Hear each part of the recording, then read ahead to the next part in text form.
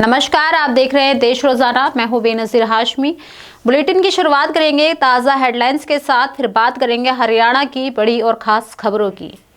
दिल्ली की मुख्यमंत्री रेखा गुप्ता ने आज प्रधानमंत्री नरेंद्र मोदी से की मुलाकात। इस दौरान उन्होंने दिल्ली के विकास को लेकर पार्टी मैनिफेस्टो और विकास योजनाओं को लेकर की चर्चा। सूत्रों के मुताबिक सीएम ने महिला सम्मान योजना 8 मार्च से लागू करने की घोषणा की। तेलंगाना के नागर कुर्नूल जिले में टनल प्रोजेक्ट का एक हिस्सा गिर गया, जिसमें 6 मजदूर फंस गए। हादसा सुरंग के एंट्री पॉइंट से 14 किलोमीटर अंदर हुआ। अधिकारियों के मुताबिक छत का करीब 3 मीटर हिस्सा ढहा। महाकुंभ का आज 41वां दिन रहा। आपको बता दें, मेला खत्म होने में सिर्फ 4 दिन बाकी रहे। आखिरी वीकेंड पर श्रद्धालुओं की भीड़ बढ़ी, जिसकी वजह से यमुना नदी पर बने ब्रिज की ओर से जाने वाला रास्ता करीब 7 घंटे बंद रहा। आम आदमी पार्टी के वरिष्ठ नेता गोपाल राय ने चुनाव में हार के बाद संगठन के पुनर्गठन और आगामी कार्य योजनाओं को लेकर की बैठक। कहा कि पार्टी सदन में सकारात्मक भूमिका निभाएगी और मोहल्लों में भी जनता के मुद्दों को लेकर विरोध प्रदर्शन करती रहेगी। राजस्थान में कांग्रेस प्रदेश अध्यक्ष गोविंद सिंह डोटासरा समेत 6 कांग्रेस विधायकों को सस्पेंड करने के बाद बड़ा गतिरोध। कांग्रेस विधायकों का सदन में धरना जारी। धरने पर बैठे निलंबित विधायक संजय कुमार जाटव और जाकिर हुसैन गेसावत की तबीयत बिगड़ी। इस हफ्ते सोने के दाम में तेजी देखने को मिली। India bullion and jewellers association के अनुसार आज सोना 86,092 रुपये पर चढ़ गया। आपको बता दें कि इस हफ्ते इसके दाम 94 रुपये बढ़े। ये थी दिन भर की ताज़ा सुर्खियां। बात करते हैं हरियाणा की बड़ी और खास खबरों की। हरियाणा की बड़ी खबरों में पहली खबर फरीदाबाद से है, जहां निकाय चुनाव को लेकर भाजपा के बड़े नेताओं की एंट्री हो चुकी है। आपको बता दें कि 23 फरवरी को फरीदाबाद में हरियाणा के सीएम नायब सिंह सैनी नगर निगम मेयर और पार्षद प्रत्याशियों के लिए वोट मांगने के लिए आ रहे हैं। इस दौरान 4 विधानसभाओं से उनका रोड शो भी निकाला जाएगा। सीएम के रोड शो के दौरान सीएम के साथ केंद्रीय राज्य मंत्री कृष्णपाल गुर्जर, कैबिनेट मंत्री विपुल गोयल, खाद्य मंत्री राजेश नागर सहित मेयर प्रत्याशी और वार्ड प्रत्याशी भी शामिल होंगे। आपको बता दें कि केंद्रीय राज्य मंत्री कृष्णपाल गुर्जर ने प्रेस वार्ता कर पूरे कार्यक्रम की जानकारी दी। सीएम का रोड शो फरीदाबाद के 4 विधानसभाओं से होकर निकलेगा। इन विधानसभाओं में बल्लभगढ़, एनआईटी, बड़कल और तिगांव शामिल है। सीएम का रोड शो सुबह 10 बजे से ही शुरू कर दिया जाएगा। सीएम का रोड शो बल्लभगढ़ विधानसभा से शुरू होकर तिगांव विधानसभा में पहुंचेगा। तिगांव विधानसभा के बाद एनआईटी में रोड शो का समापन होगा। हरियाणा में अगर किसी अधिकारी या कर्मचारी ने भ्रष्टाचार किया तो सरकार उसे 50 साल में ही रिटायर कर देगी। दरअसल सरकार ने ये नियम लागू कर दिया है। आपको बता दें कि जिसके बाद राजस्व विभाग के ग्रुप बी के अधिकारी की एक्सटेंशन पर सरकार ने रोक लगा दी है। अधिकारी के जल्द जबरन रिटायरमेंट के आदेश जारी कर दिए जाएंगे। प्रदेश के चीफ सेक्रेटरी अनुराग रस्तोगी ने इसकी पुष्टि की है। दरअसल सरकारी नौकरियों के लिए उम्र की सीमा 58 साल तक है।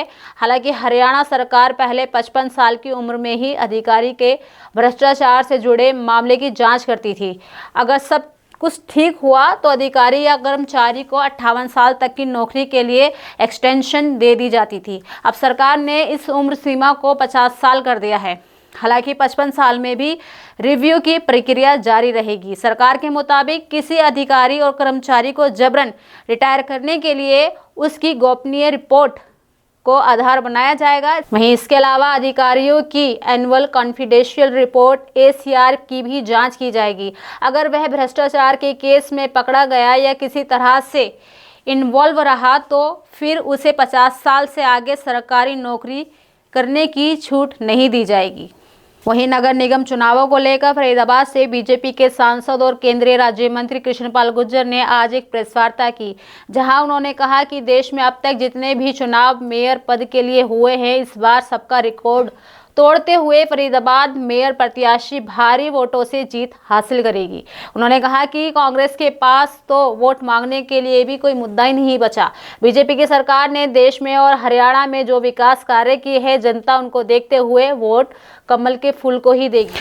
आपको बता दें कि उन्होंने कहा कि जीत के बाद पार्टी का शीर्ष नेतृत्व तय करेगा कि किसको मेयर डिप्टी मेयर बनाया जाएगा।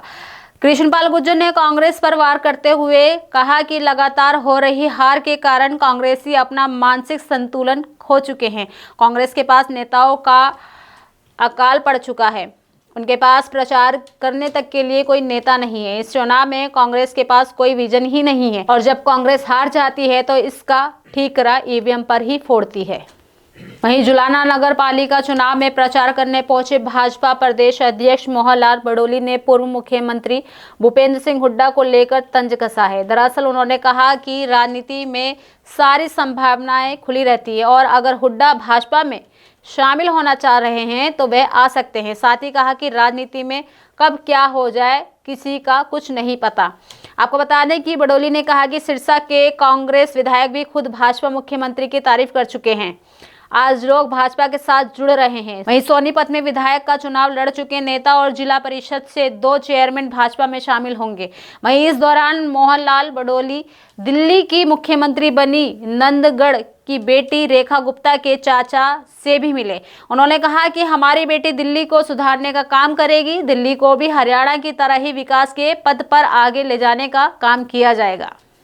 हरियाणा में करनाल नगर निगम में कांग्रेस की महिला उम्मीदवार के पति विकास कंबोज को पुलिस ने अचानक ही गिरफ्तार कर लिया। दरअसल आपको बता दें कि वह टिकट न मिलने पर भाजपा छोड़कर कांग्रेस में शामिल हुए थे।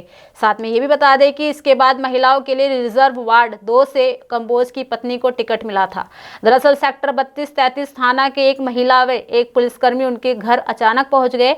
उस समय विकास घर पर नहीं थे। पुलिसकर्मी ने उन्हें कहा कि 1 घंटे के अंदर विकास को थाने लेकर पहुंचो। गिरफ्तारी की बात सुनकर कांग्रेस से मेयर प्रत्याशी मनोज वधवा, पूर्व विधायक राकेश कंबोज व अन्य नेता विकास कंबोज के आवास पर पहुंच गए।